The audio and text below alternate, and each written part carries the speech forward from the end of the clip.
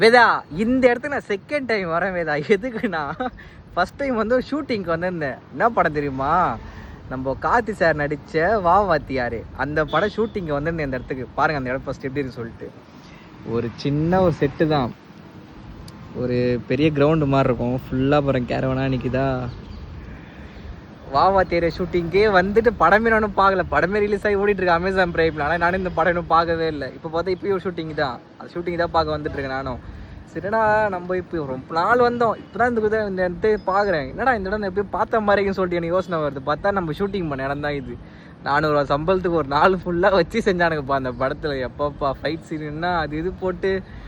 அவர் பேர் என்னது, மொட்டாச்சி மாரி ஒரு பாருங்க, எம்ஜிஆர் மாரி. அவருக்கு உள்ளே பார்த்தேன் நான். செம்ம பூலா தூக்கி கச்சின்னு வரேன் உள்ளே. செம்ம ஜாலியாக இருந்துச்சு. ஆனால் ஃபஸ்ட் டைமா அந்த ஷூட்டிங்ன்றது வந்து என் லைஃப்பில். அதாவது எப்படிலாம் கேமரா விற்கிறாங்க, இப்போ எடுக்கிறாங்க.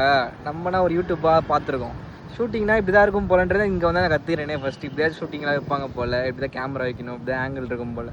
ஃபைட் சீன்லாம் பார்த்து எப்படிலாம் ஸ்டண்ட்ஸ்லாம் இப்படியா பண்ணுறாங்க அப்படின்னு சொல்லிட்டு சூப்பராக போச்சு. இப்போ தான் செகண்ட் டைமே வரேன் இந்த இடத்துக்கு.